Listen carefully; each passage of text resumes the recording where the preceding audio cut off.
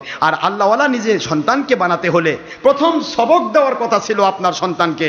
আল্লাহর বন্ধু বলেন, সন্তানকে যখনই কথা বলা শিখে তখন তাকে আল্লাহ শব্দ শিখাতে হবে।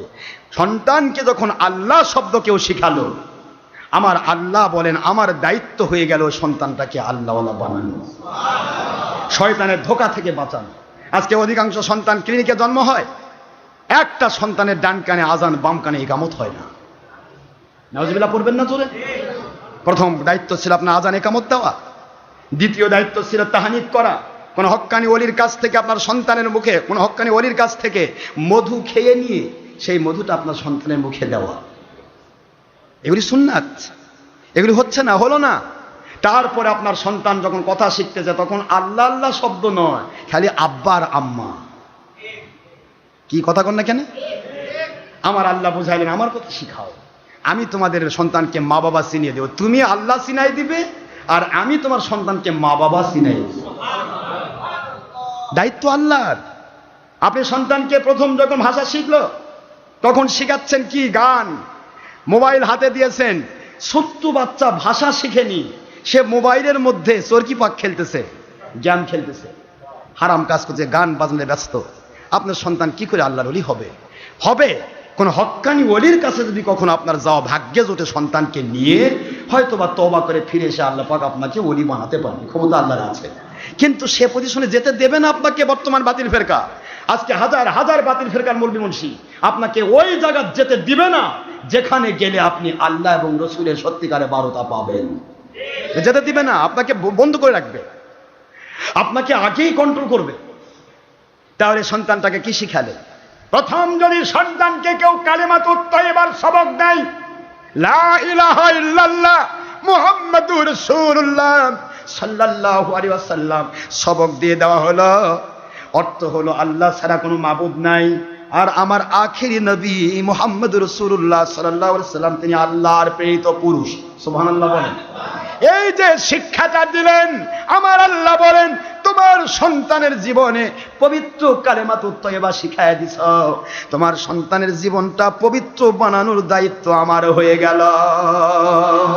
আল্লাহু আকবার বলেন। সন্তান যখন কথা শিখে তখন বিভিন্ন রকমের কিছু আমরা শিখাচ্ছি, বিভিন্ন কিছু শিখাচ্ছি। কাঁচাই না নোয়ালে বাঁশ, পাকলে করে ঠ্যাস ঠ্যাস। আপনি সন্তানকে কাঁচাই শিখান, সে ওটা শিখে ফেলবে। এমন এক মাদ্রাসায় পড়তে দিচ্ছেন যেই মাদ্রাসায় গেলে ওলিয়া উলিয়ার দুশ্মনী শিখতেছে।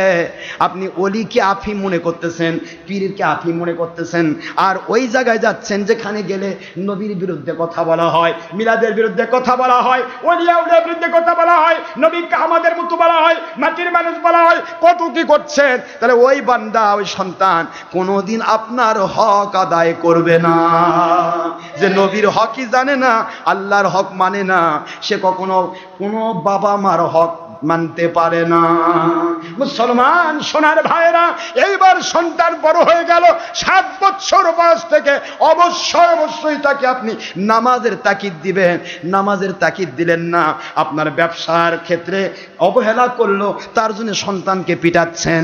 আপনার জমিতে ভাত সেজে নিয়ে গেল না, আপনার সাথে লাঙ্গল চাষ করতে গেল না, আপনার সাথে জমিতে ধান কাটতে গেল না, তার জন্য সন্তানকে প্যানিশমেন্ট করছেন, গালমন্দ করছেন। কিন্তু আপনার সন্তান যে নামাজ আদায় করলো না, আল্লাহর হক আদায় করলো না, এ ব্যাপারে আপনার কোনো রকমের চিন্তা নাই। ওই সন্তান কি করে বড় হলে আপনার হক আদায় করবে? কি করে সম্ভব? আমার মালিক বলেন, আমি এবং আমার নবীকে তুমি বাবা হিসেবে, মা হিসেবে তোমার সন্তানকে চিনায়ে দাও, আমার ওলিদেরকে চিনায়ে দাও। আমি আল্লাহর দায়িত্ব হয়ে যাবে মা বাবা কেমন সম্পদ তোমার সন্তানকে চিনায়ে দেওয়া। এ দুনিয়ার ইমামেরা, এ দুনিয়ার শিক্ষকেরা, এ দুনিয়ার উস্তাদেরা, এ দুনিয়ার বড় বড় আলেমেরা, তোমরা তোমাদের দায়িত্ব জীবনের বাজি নিয়ে হলেও আল্লাহ এবং নবীকে দুনিয়াবাসীকে চিনায়ে দাও। তুমি নিজেকে জাহির করতে হবে না, আমি আল্লাহর দায়িত্ব হয়ে যাবে গোটা দুনিয়ার মানুষের কাছে তোমার পরিচয় ঘটাতে।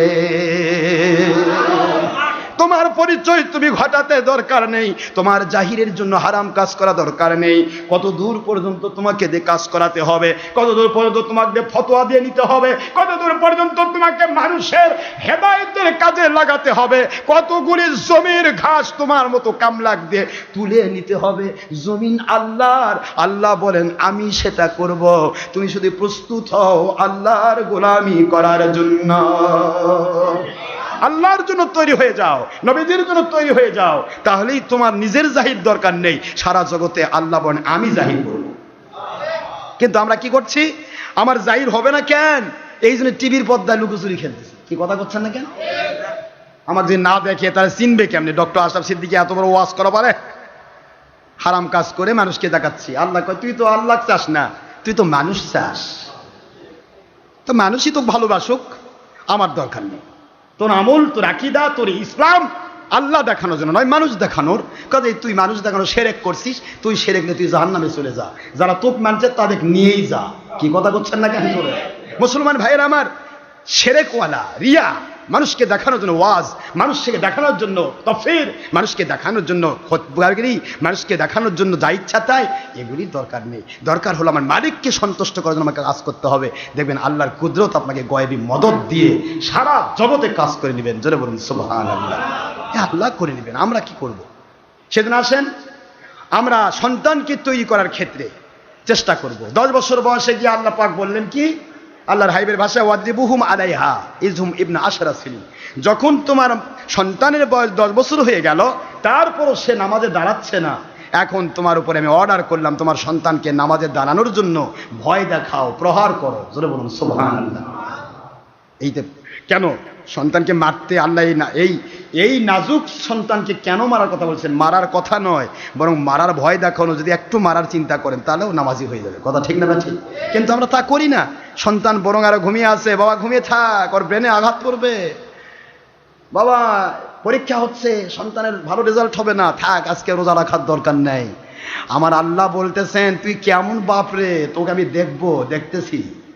তোর এই সন্তানকে তুই আমার হক নষ্ট করে দিয়ে দুনিয়ার হক, স্কুল কলেজ মাদ্রাসা ইউনিভার্সিটি, আমি বাংলার প্রশাসন, বাংলার সরকারদেরকে বলবো, যে সরকারি থাকেন তাদের পায়ে হাত দিয়ে বলবো আল্লাহর কাছে আপনাদের ধরা খেতে হবে। রমজান মুবারকে আপনাদের স্কুল কলেজ খুলে রাখার কারণে সন্তানরা যদি রোজা না রাখতে পারে, প্রত্যেকটা সময় রমজান মুবারকে স্কুল কলেজ ছুটি থাকতো আর সন্তানগুলি আরামে রোজা রাখতো, আমল করতো। কথা ঠিক না ব্যাঠি?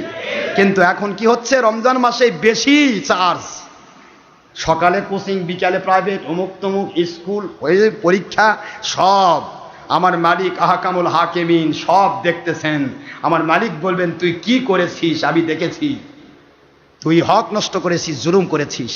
এই জন্য শিক্ষকরা, মাদ্রাসা স্কুল কলেজের টিচারেরা এবং সরকার প্রধান সবাইকে আমি বলছি, এমন কোন কাজ আপনি করাবেন না জাতিকে যেই কাজ করলে আল্লাহ বিরোধী কাজ করতে হয়, নবী বিরোধী কাজ করতে হয়। তাহলে এর জন্য তারাও জাহান্নামে যাবে, আপনাকে ছেড়ে যাবে না, আপনাকে নিয়ে জাহান্নামে যাবে। ভুল নেই, সারা জগৎ উলটপালট হতে পারে, আল্লাহ এবং আল্লাহ রাসূলের কথা কোনো রদ বদল হতে পারে না। ভাইরা আমার, তাই আসুন আল্লাহ আমাদের সাহায্য করুন, আমরা যেন আল্লাহর সন্তুষ্টির পথে থাকতে পারি।